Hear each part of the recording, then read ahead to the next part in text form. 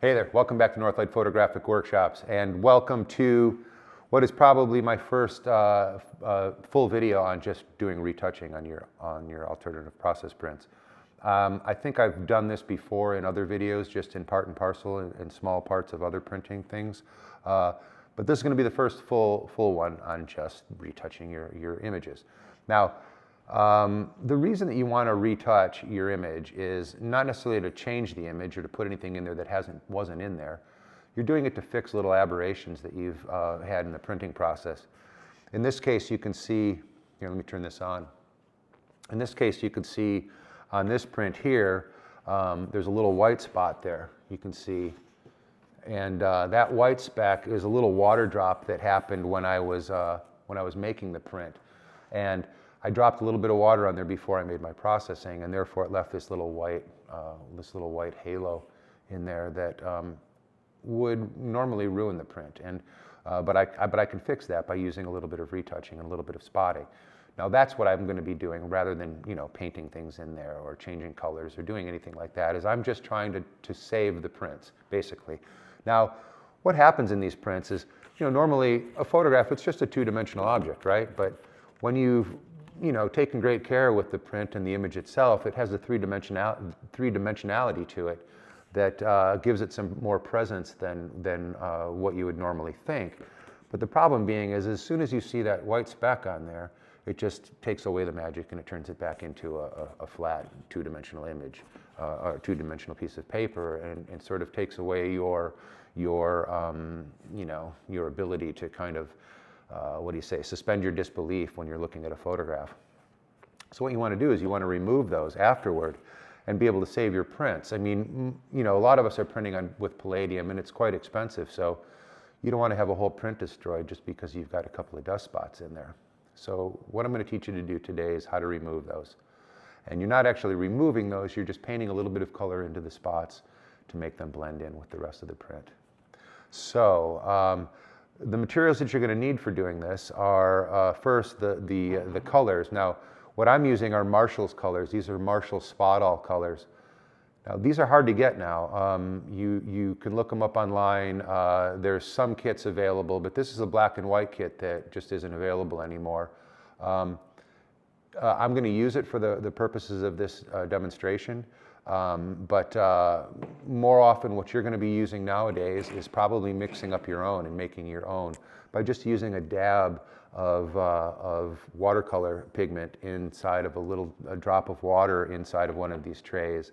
And therefore you've got several different colors that you're using. And as a matter of fact, when you're doing it this way, you're actually using colors that you've probably used in your print anyway. And this is a gum over print, so I've used some burnt umber in there, and I've used a little bit of French ochre. So I could make my own retouching solution by using these. So this is what I advise you to do now, unless you can get your hands on some of this Marshall's color, or if you've been a photographer for some time with a darkroom and you've got old spot tone, bottles of spot tone around. That's pretty much the same stuff as this. So we've got our brush. We need a brush. A double-aught brush is what I have here. This one I've had forever, and I've actually trimmed a little bit more off it, so it's got a very fine point on it. And let's see if you can see that in here. And therefore, I want just the tiniest brush, because I want to be able to get inside of dust spots that I normally would not be able to do. Because basically, I like to fix a spot from the inside out rather than just kind of paint some over it. I like to work it in the inside out and not put any more watercolor or toning in there than I have to. Now, the other thing you're going to need is a good magnifying glass, or one of these, which is really cool. You feel really cool when you're wearing it. And this is a jeweler's or a watchmaker's visor. Now, this has a pretty strong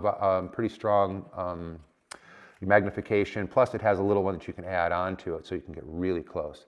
Now, I like to wear one of these when I'm doing my spotting. Let's see, what else is here that you'll need? Like I say, a little bit of water in with your tray here so that you can reconstitute some of your pigments.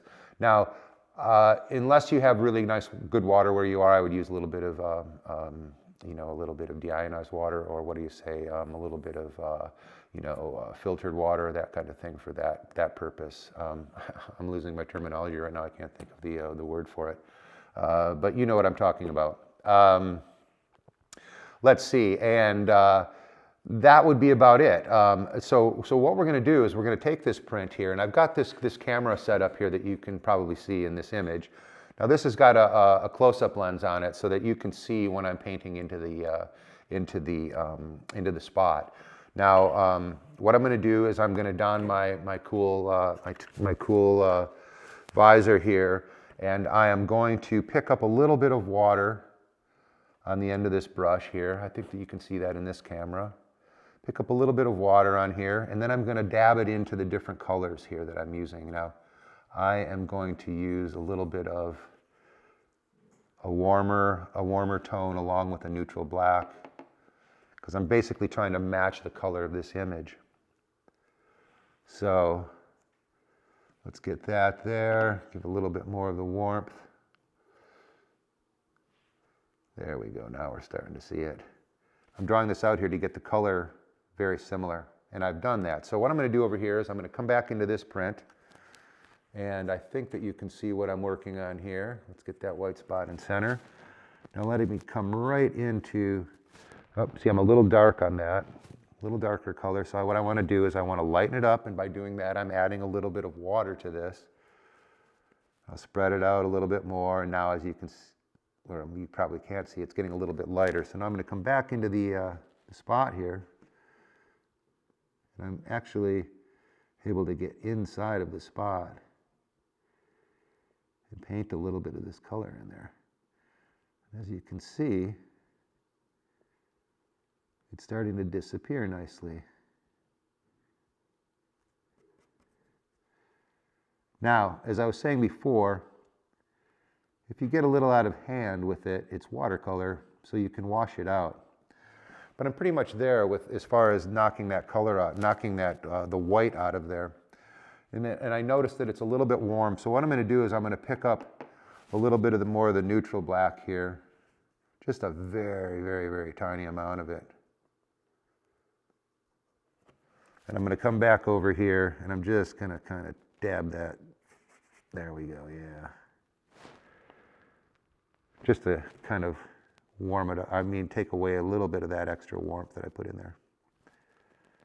There we go, it's kind of gone. Now see, I've got another little spot right here that I can work on as well.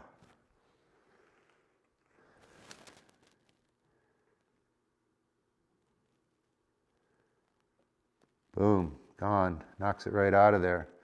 Now once you've got the magnifiers on, you can see a lot more that you don't normally see, but it's good to remove everything, even if you can't see it with your naked eye, because your naked eye might be not quite as good as somebody else's naked eye, if you know what I mean. So you just want to be able to take out everything that's in there that you can see. So I can see a few other little things in here, like I can see a spot up here that I can take out very easily. There, that one's gone. Now, the other thing about this image is that in the corner here, I had a little bit of damage to the negative, and I didn't want to, I figured I could spot that out. So what I'm going to do is I'm also going to fix that. So I'll bring that up here. You can see it in the other image here. Still recording, yes, you can see it in the other image there. So I'm going to come on, put the visor back down, and now that I have the color worked out, I'm just going to come down here and I'm going to drop some in here, and I'm going to fix that area as well. Now, it's not a terribly important part of the image, but your eye will go there if it sees the white spot. So if I just knock that down, it's going to be a fine print.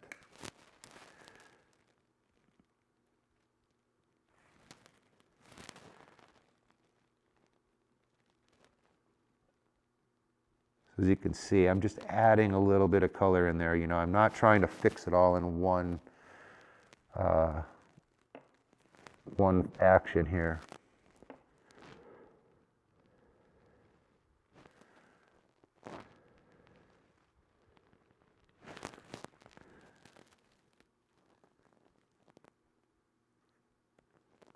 Yeah, it's looking good. Now you can get as precise as you want to get, But the basic thing that you're trying to do here is stop the viewer's eye from going to that speck, is what you're trying to do. You want it to look at the image and see it as a whole, and even get engrossed into it and see it as a three-dimensional object.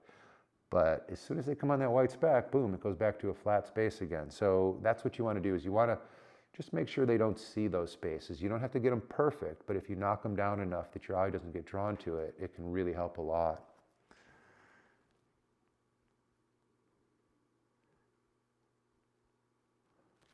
There, you can see I've gotten a lot better than what it was, and I can get it a lot better than what it is working on it right now, but I'm just not going to take the time to have you have to go through that. But now you can see that once that's spotted, it's a really beautiful little print. And now your eye doesn't go right to that speck. Now, I have a couple of other images here that I've been working on. This is another one. Now this image here, there's very, very small specks in here. You can see some, let me look over here. You can see a couple up here, that kind of thing. Now even those you'll want to take out because, you know, if my eyes aren't so great in the close-up, but if I put my glasses on, I see them right away. So by wearing these, which is better than anybody's vision, you're going to be able to fix them well enough that with glasses in the normal eye, you're not going to see these kind of things. So what I'm going to do is I'm going to go in on here. It's very similar coloring that I've used on the other prints, so I'm going to be able to fix these spots pretty easily as well. So let me go in here. I'm looking over just to see if I can see it here in that camera, and let's go back and do much the same thing. I got that speck right there. Now, a lot of times you can just kind of wipe it away. I had a little too much color on there. There we go. There, pretty much disappeared. See if there's anything else in here. Well, now that I have the glass, oh, that was just a piece of dust that was sitting on the surface. There, so that one's out of there. And now, once again, this becomes an even better little print than it was before. So as you can see, this isn't terribly difficult, but it is definitely something that you should do with your prints to make them complete finished prints. I normally don't let anything go out of the studio here unless I've gone over it with a real fine-tooth comb, and I tend to look at them with this visor on and make sure that they're nice and clean before they go away. Yeah, so that's really the most important thing to do. Now, this can be one of the most important things in printing. I mean, once you've gotten a beautiful print and you're ready to go and you've spent all the time that you've seen me in these other videos spend on these prints, you don't want to let something out of your view, out of your stable here, or out of your studio until you've actually made it as perfect as you possibly can. And you know, leaving specks and spots in the print is also kind of a bit of an amateurish sign. So you really do want to keep those things fixed. So anyway, yeah, you should get your own gear together. This is very simple to do. What I would suggest is, gathering all the material before you start doing this. I mean, you've probably been printing a while if you're watching this video.